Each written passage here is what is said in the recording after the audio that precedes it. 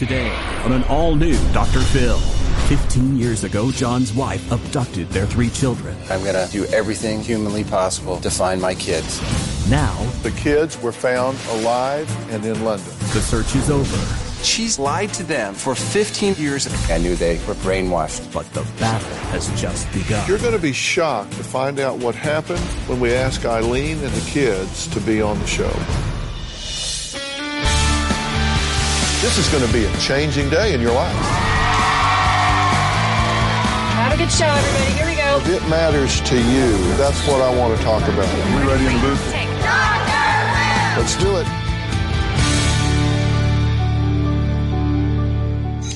J.C. Dugard was 11 years old when she was kidnapped. That was 18 years ago. Police found Elizabeth Wednesday at this intersection just 20 minutes south of her Salt Lake City home. 41-year-old Michael Devlin has confessed to kidnapping Ben Ownby. Investigators say their search for Ownby, missing for 4 days, also yielded Sean Hornbeck, missing for more than 4 years. When these missing children were found, it made headlines around the globe. But more often than not, it's a parent that kidnaps a child, leaving another parent in a desperate search. Now, that's what happened to John Clark.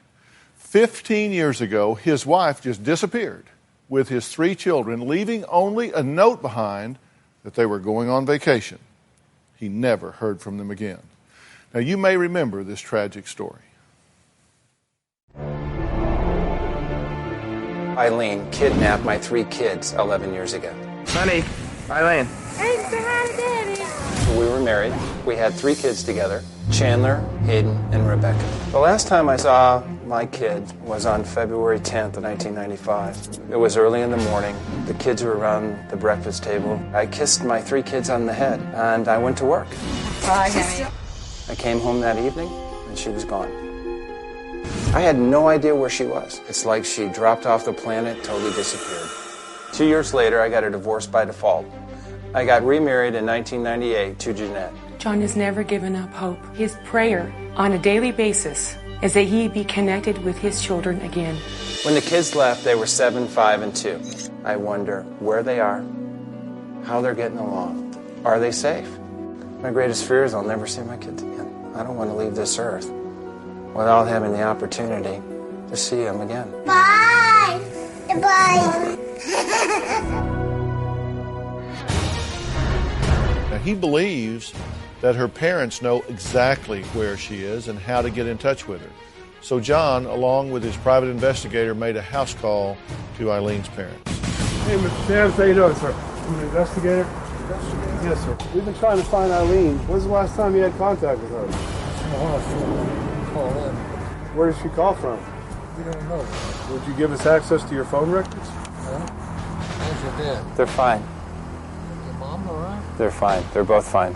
Remarried yet? Yes, I am. I figured you'd be by now. Is she in the country at least?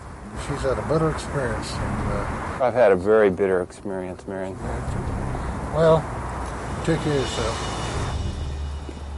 He lied. She's going to get on the phone now and call her. He told Guy and I that he's in contact with her, that he does hear from her on a regular basis. When he's interviewed by the FBI, he tells him he hasn't heard anything from her. He spent more time asking me direct questions about how my parents were than he was about dealing with the issue at hand. I'm a little upset. What keeps you going looking for these kids, John? I just have a goal. I just set in motion that I'm going to do everything humanly possible to find my kids. Well, John did continue his search for years. And finally, after private investigators, district attorneys, U.S. attorneys, and the FBI, the call came. The good news, the kids were found alive and in London. The bad news, John still has not been able to see them face to face. His only glimpse of his now grown children was on a news clip from overseas. Since the last time I was on this show, I received a phone call from the assistant district attorney, and he told me that my kids had been located and my ex-wife in the UK.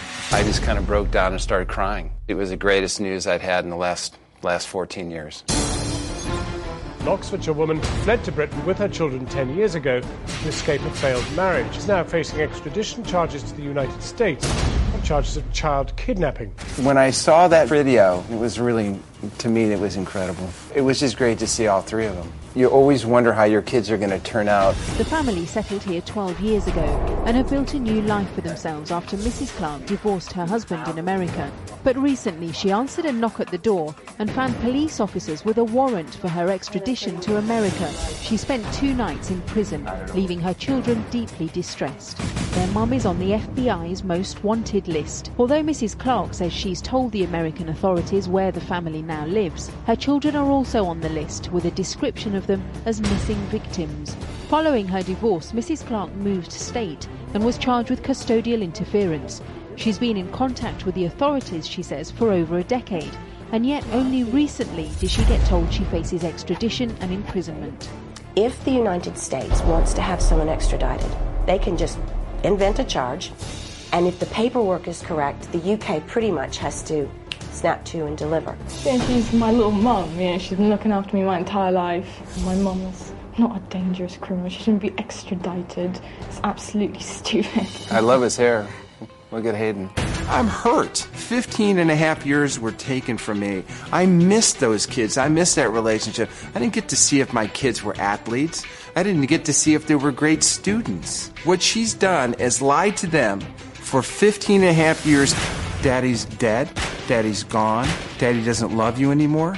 So they've been brainwashed for 15 years. This is not about extradition. This is about my kids. They're a part of me, and I don't want to lose them. I'm not going to stop trying. Wow. Well, so that's good news. I mean, this is a mixed bag because of what you're saying, all the challenges. These kids have been programmed, obviously, about you and against you, we have to assume, for all of this time. That's your fear. I saw the videotape of them, and then I heard them say, both in the press and on that video, that they didn't want to have anything to do with me. I knew they were pretty much brainwashed. Mm-hmm. Now, she's been arrested. Eileen's been arrested, and now she's out on bail, correct? That's correct. Okay, and the extradition process, she would be facing international parental kidnapping charges, right? That's right. So they would have an extradition hearing, which is coming up within the next 30 days. Mm-hmm. And that could take how long to get her back here? Well, I understand it can take, it could take up to 2 years. I mean, she could postpone this and continue to postpone it. It all depends on the legal system in the UK if they allow that to go on. All right, well, take us through this. How were they found? How did that happen? Well, I mean, it was a fluke. I mean, they'd been on the FBI's wanted list for almost 15 years. They were off and back on.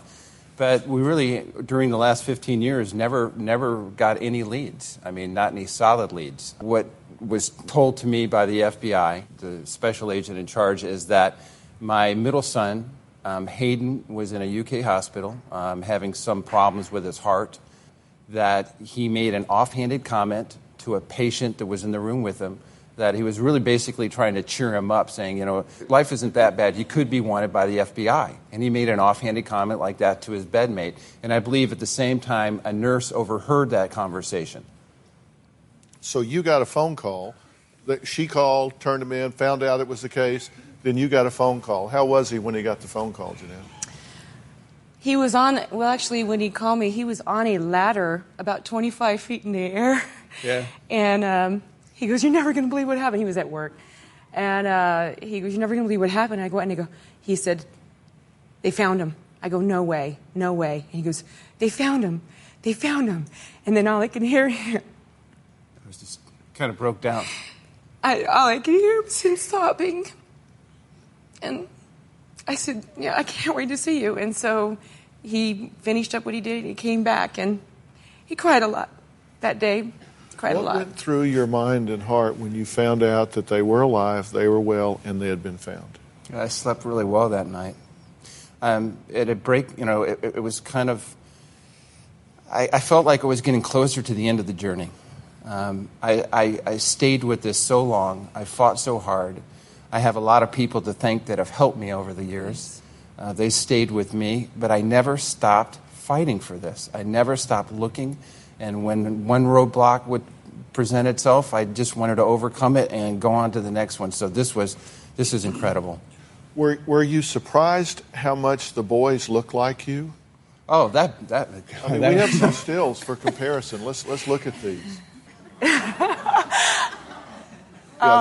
This is Chandler. Okay. They're both stunning. Yeah. And then this is Hayden. Yeah. And I mean, that's just amazing. I mean, they look like carbon copies. It's incredible. Well, you know, we've got to take a break. When we come back, we're going to talk about why did Eileen take these kids? I mean, we're going to take a close look at the notes that Eileen left for John right before she disappeared. Plus, you're going to be shocked to find out what happened when we ask Eileen and the kids to be on the show. We'll be right back.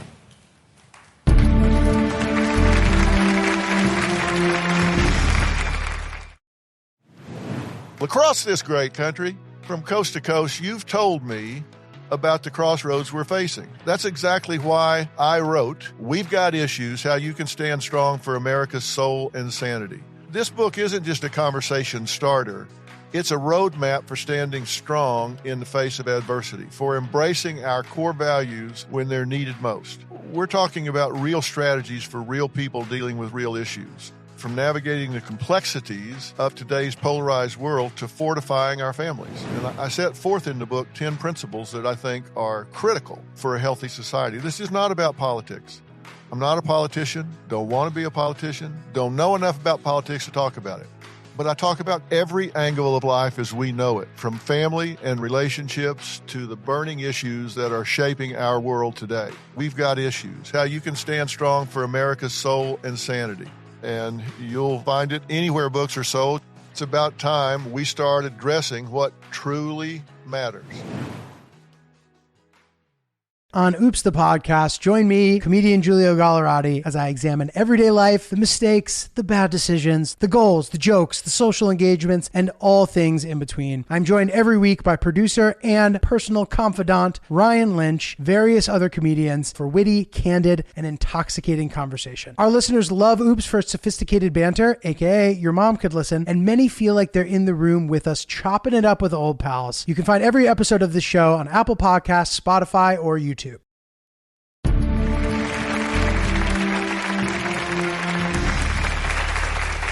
Well, we're back with John Clark and his wife, Jeanette. Now, you met John 5 years ago right here on this stage. You look the same. I look much older. Now, John Clark's ex-wife left the country with his 3 children, Chandler, Hayden, and Rebecca, over 15 years ago. He has not seen them since. They were 7, 5, and 2 years old. Now, stop and think about that for a minute. Stop and think about your children at that age, and one day you just kiss them goodbye in the morning on the way out the door, and then you never see them again. 15 years later, the phone rings. They've been found. The FBI has located John's now adult children and their mother, Eileen, in England. Now, Eileen was arrested and released on bond and is now awaiting an extradition hearing. Now, let's talk about this. On reflection, you had no warning signs, no indication that she was going to up and take off with these children. No, we had conversations. I mean, I would say 2 months prior, she decided that we weren't going to sleep in the same room together, so she decided to sleep with the baby. You know, we had no physical contact. That was the signs that I knew something was basically going on, kind of. Were you fighting about anything in particular? No, the strange thing was it was very silent. I mean, it was kind of like she was pulling away, separating herself from me. And one thing that really startled me is my kids on the weekends always went with me to, any of the stores that we went to. And that was the first time that Chandler didn't want to go with me, was the last 2 months that we were together. Well, let's take a look at the notes that Eileen left at the time. We have taken a vacation. I cannot stay here any longer with so much tension. I'm not sure where. When I'm sure, I'll let you know. Right. Was this out of character? I mean, I can't imagine my wife just leaving me a note saying we're taking a vacation. Well, I was blown away. I never saw it coming like this. I mean, I found the note, and that was on a Friday evening when I came home. And then the next morning on Saturday, I actually called the brokerage firm which handled her money. And I found out that on Friday, the day previous, that she had actually taken all her money out. So if she was going on a vacation, she took a lot of money so she could probably go for a couple of months. Also, the birth certificates were gone. All the pertinent documents, diamond rings, things of value, they were gone. So you knew right then, this is no vacation. She's in the wind. That's correct. Okay, now 2 days later, John got a letter in the mail. It says, "Dear John." Yeah, I know. We have no need of the car, and I didn't want you to have need of it for business and it not be available to you. We are going to a quiet, safe place, and we'll be able to work things out from there. That eliminates the possibility of you blowing a gasket, i.e. temper, or me getting upset. I hope we can both come to a place of peace in our hearts and enjoy each other as a family. I will be in touch as soon as possible. Love, Eileen. The car is at the airport. The keys are at the Southwest Airlines counter. We'll call soon when we're settled. Is this out of character for her, personality-wise? Did the letter sound like her? Well, I don't really see any declarative sentences there. She kind of floats around and doesn't finish her thoughts. That to me is, that was usual. But for her to write a letter to me like that was very unusual. But why? I mean, there are so many things you can do. You can file for divorce. You can get a separation. Mm-hmm. You can go stay with your parents. You can. Had she tried any of those remedies to get away from you before this time? I felt like I was being set up. I mean, when I saw the note come in the mail and then I saw another note that was actually sent to her parents, I just figured that she was really trying to set me up to be the bad guy. In a divorce? In the divorce, yeah. I really thought that she was the reason that she took off was because she really felt that if we were going to be separated, that I would have a chance or I would probably be the custodial parent. So I think she felt scared. like you might have gotten custody? Yeah. Why would you have gotten custody as opposed to her or a joint custody? Well, I mean, why would she predict that? Well, at the time, there were several comments from the pastor of the church that we went to in Atlanta who had made comments about her. People that knew her friends were making comments about her mental behavior, her instability, and how she reacted to certain things. But now she has attorneys in her family, right? That's correct. So, I mean, it wasn't like she didn't know about legal remedies and filing for divorce, separation, any number of things she could have done. Now, Pat McNerney, Assistant Attorney General for the state of New Mexico, was the attorney in the DA's office when Eileen disappeared with the children. Pat, thanks for being here so much. This seems like such a hugely dramatic thing to do before you ever go through a separation or a divorce or anything. This is a huge violation of his rights and the children's rights, true? Well, that's correct. Eileen is not the victim here. I would say that the three children and John Clark, they're the victims in this case. There are lots of mechanisms that the law provides. If you're having problems in a marital relationship, you don't run off with the children, because that violated, in this case, John Clark's rights. So this is the kind of case in New Mexico that's called custodial interference, and it is a felony. So this is serious business. Now, we invited Eileen and the three children to participate in the show, and you knew we were going to do that. Now, Eileen's attorney, U.S. Attorney David Foster, told us that Eileen would not be able to appear, and the only way the children would agree to come on the show is if John would stop the extradition of Eileen and get the charges dropped. Now, you're aware of that, right? I'm aware of it. So they said if you would stop the extradition and you would drop the charges, then the children would agree to come on the show. That's correct. And what did you say to that? Absolutely not. She doesn't get a get out of jail free card for what she's done. People have to be responsible for the decisions they make, and I want to see my kids. It's number one on my list. But also, people need to be responsible for what they do, and I'm not going to give up making sure that Eileen, like any other person that breaks the law, has to stand up for what she's done. But here's the question I've got. Well, I've got two questions, actually. Number one, I'm no lawyer, but he doesn't control these charges, does he? Well, I mean, he can't drop the extradition. I mean, she's committed a crime, so that's the government, right? That's correct. And I think that once John did the investigation and the case was given to the district attorney's office, at that time it became a case, an active case, under the state of New Mexico.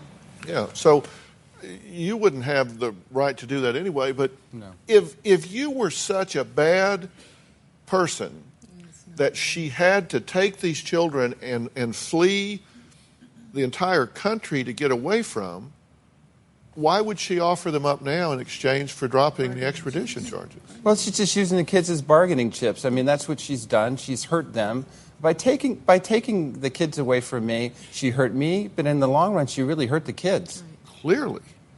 Clearly. I mean, the children have been cheated out of their father. Now, up next, the question is, everybody keeps asking themselves, was there a reason for Eileen to run with the children for 15 years? Now, she has alluded to abuse. Now, John takes a lie detector test to deal with whether or not he crossed the line. Was he abusive or was he not? We're going to talk about that when we come back.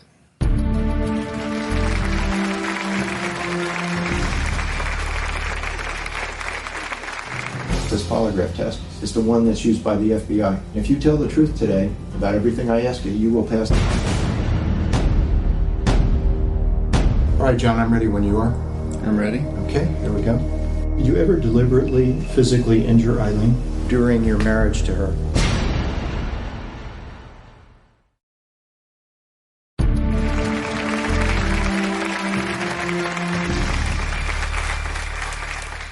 Well, I'm here with John Clark. His ex-wife abducted his children 15 years ago. Her name is Eileen. John has remarried. His wife, Jeanette, is here with him now. The FBI recently located them in England. Now, according to the Oxford Mail, Eileen said she was too scared to remain in her marriage to John. Now, I want to be very clear about this because she hasn't been very clear about this. She has not made specific allegations, but has alluded to the fact that you were abusive. That's correct. With her and with the children. Mm-hmm. So, I wasn't there at the time. You weren't there at the time. I mean, none of us were. So you do what you can to try to get to the bottom, because the fact of the matter is, John, and you know this is one of the things that you're going to have to contend with, there are situations where there are abusive husbands. There are situations where wives fail to get the protection from the courts that they need, or they get a temporary restraining order, which is a piece of paper. Bullets go through paper. Fists go through paper. There are women that have felt like they had to run to protect their own children. And I don't think there's a mother on the face of the earth that wouldn't say she would go to jail if it meant keeping her children safe from someone evil. Now, you, of course, have denied any abuse whatsoever. That's correct. And so we ask you to take a lie detector test. We ask you to take a polygraph. We asked Jack Tremarco, who is a former FBI polygraph operator, to administer the test. Jack Tremarco is the best of the best. You don't know the results of that. I have them in this envelope. So did John pass the test? Take a look.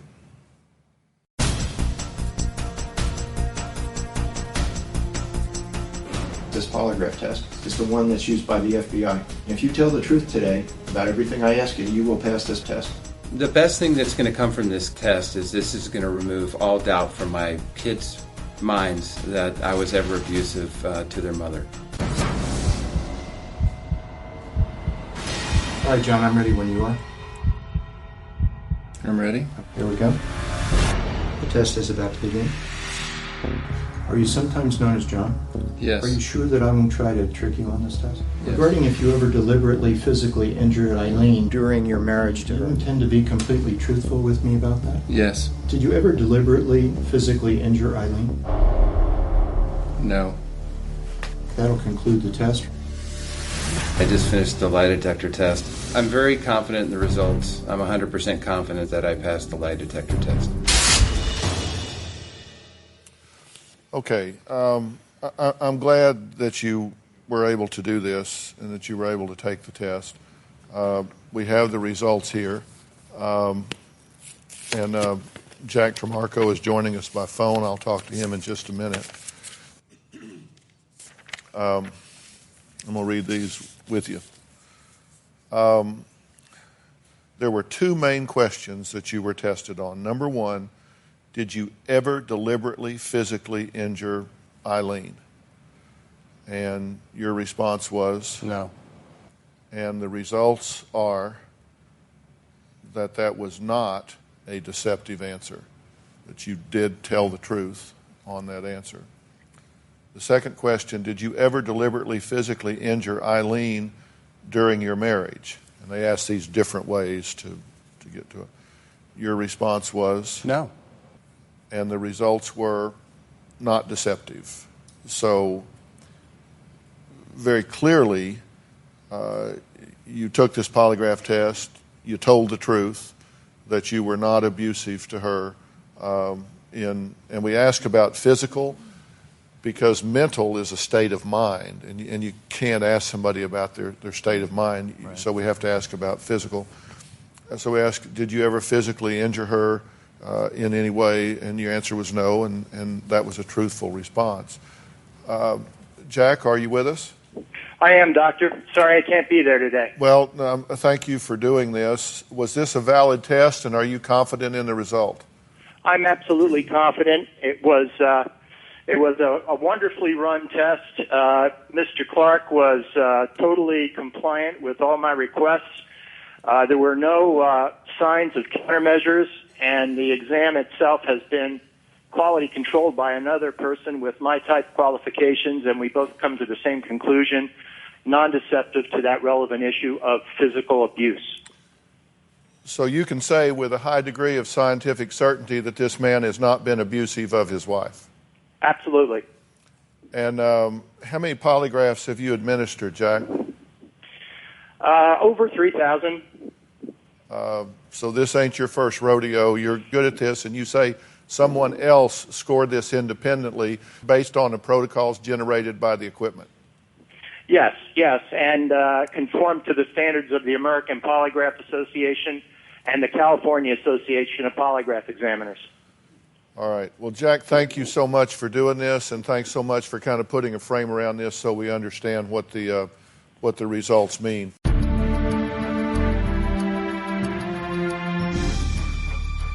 With 3 children in 15 years,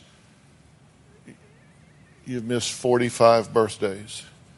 You've missed 15 Christmases, 15 Thanksgivings, 15 graduations from each year of school as they've gone along. I mean, it's so much has been taken away. How do you ever get that back, John?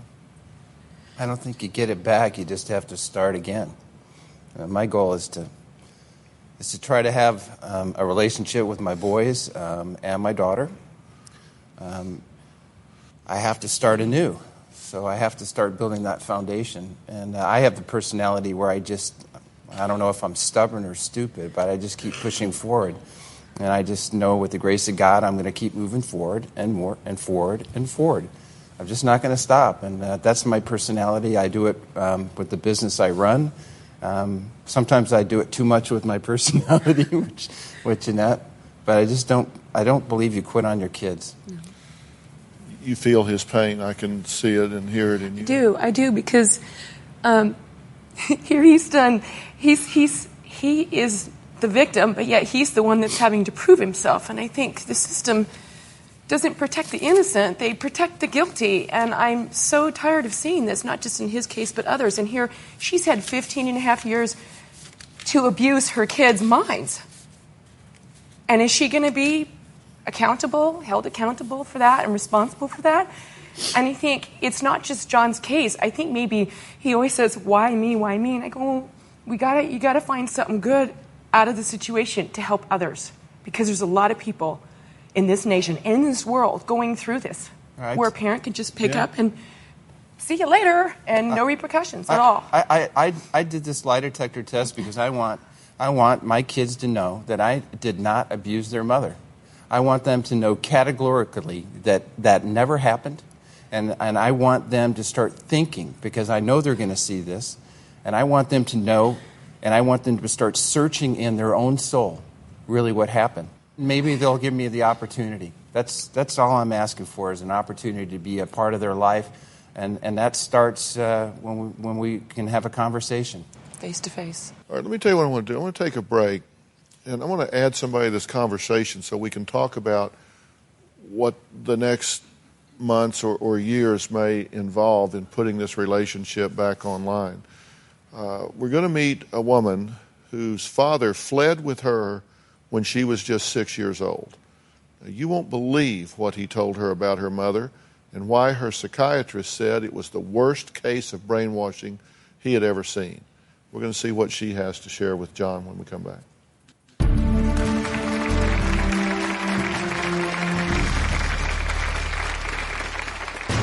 The day my father took me, he said, we're going to go for ice cream and we're going to have an adventure. We cannot find this man. No leads, nothing.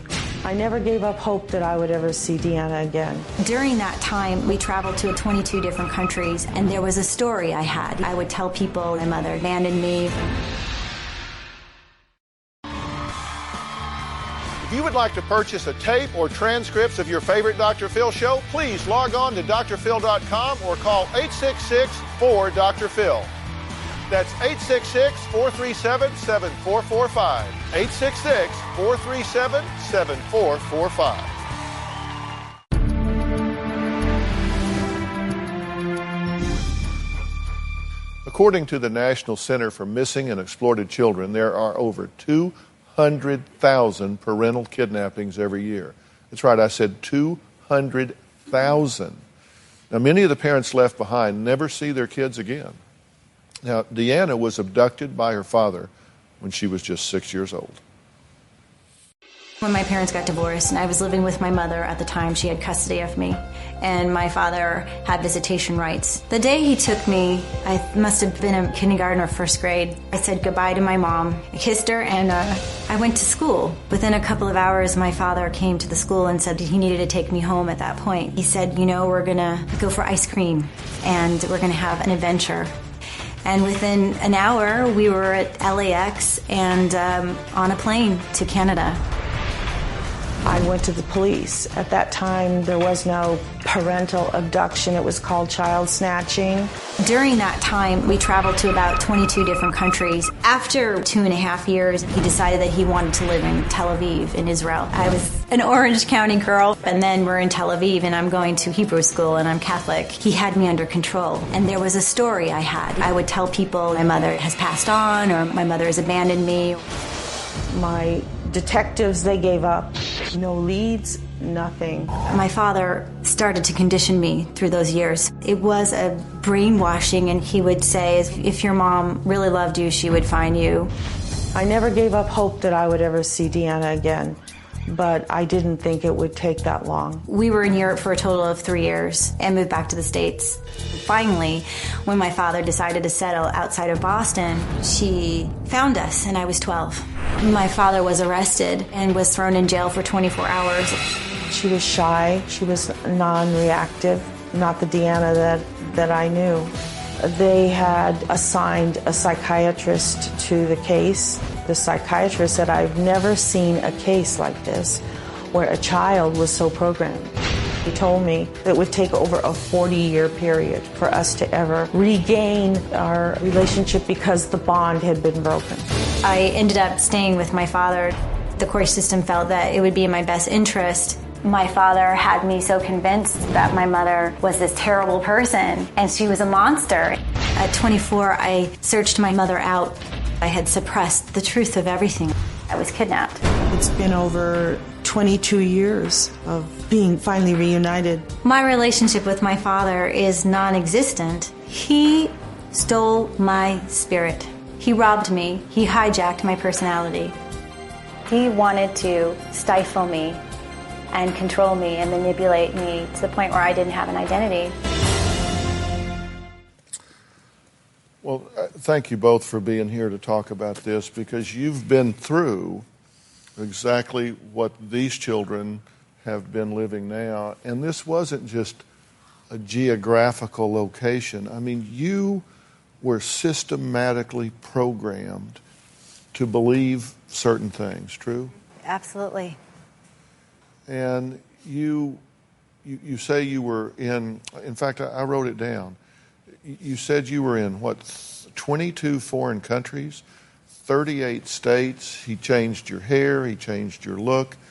He did everything to hide you. And even with that, he was only able to hide you for 6 years. With you, it's been 15 years. Yes. When you say he sold your spirit and your identification, what do you mean? Well, what I mean by that, it was over a period of time. It was a gradual process that happened. It wasn't, but I have to say that some of that also started before he took me as well. I think that there was a conditioning happening at that time, but I wasn't aware of it, and you're not. And so over time, he wouldn't tell me everything at once, but what he would say is, over time, your mother doesn't love you. If she loved you, she would find you. He would make up stories about my mother, about just how she was unfit, that she could never be the parent that could love me like he could. I was daddy's special little girl. Mm-hmm. So over a time, there was a conditioning that was happening. So it was brainwashing. I mean, now it's called parental alienation syndrome. So it's actually a way to pit your child against your mother or your parent. Coming up, I'm going to share with John what I think some of the next moves and consideration should be relationship-wise. We'll be right back.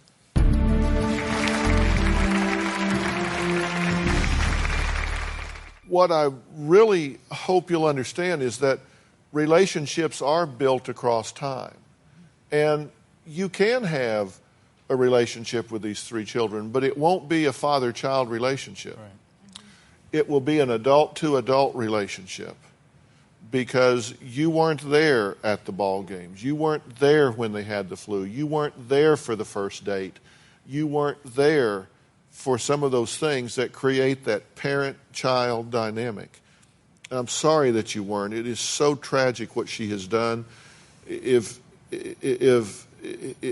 you overcome this, and I truly believe that you will, it will be through patience and compassion with your children, and understanding that you have to say, look, I prepare my heart, it is open, and I stand open-armed and ready to receive you 1 inch, 1 millimeter, 1 word at a time. But you will never alienate me. You and I were robbed of our relationship. It's the same as if someone comes into a bank and robs the teller and the customer. You were in it together. Mm-hmm. And you're both victims. And you have to understand that you've both been robbed. They may react to it differently than you, but you have to be very patient. And if they want to see you, if they want to plead with you to take a different tact in this, be willing to hear anything and everything they want to say.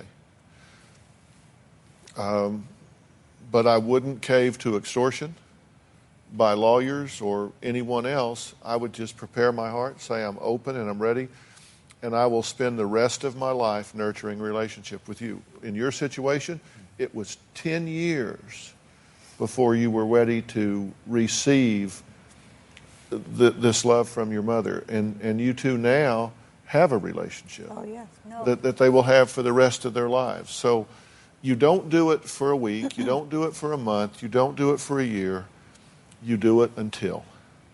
You do it until. And life's a marathon, it's not a sprint. Mm-hmm. And what we want is for you to have grandkids sitting on your lap.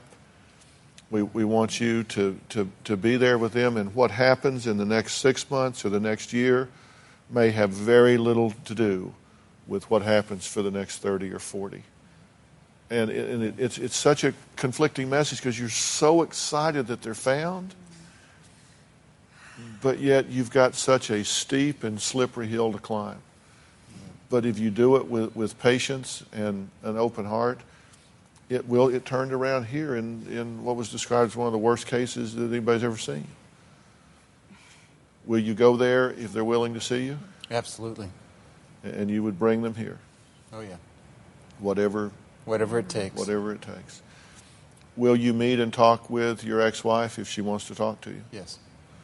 So you're willing to have a family meeting even after all of this has happened? Yeah. You would be willing to do that? Right. Well, no one can ask any more. I mean, you could be bitter and resentful and have that animosity in your heart, and that's certainly not what you're doing. I just love my kids, and I just want them to be a part of my life, and I want to be in theirs. Well, you're all in our prayers. Well, John is planning to head to London, and we'll be documenting his journey. And Jeanette, you were asking me if I would be willing to sit down with the kids and with the family, and you know, I most certainly would. I would sit down with John and Eileen and all three of the kids and anybody that wants to be involved. And I would love to sit down and talk to your children because you know, they haven't done anything wrong here. And they're being as passionate about their mother as we heard Rebecca talking about, saying extraditing her, that's for criminals, it's ridiculous. She was 2. She doesn't even know you. Right. She's not wrong to be thinking that way. I mean, you would expect a child to be protective of a parent. But what has to happen here is they've got to hit the reset button on what they have believed to be the case and what they have believed to be true. And they may not even be upset with their mother, but they certainly shouldn't be upset with you.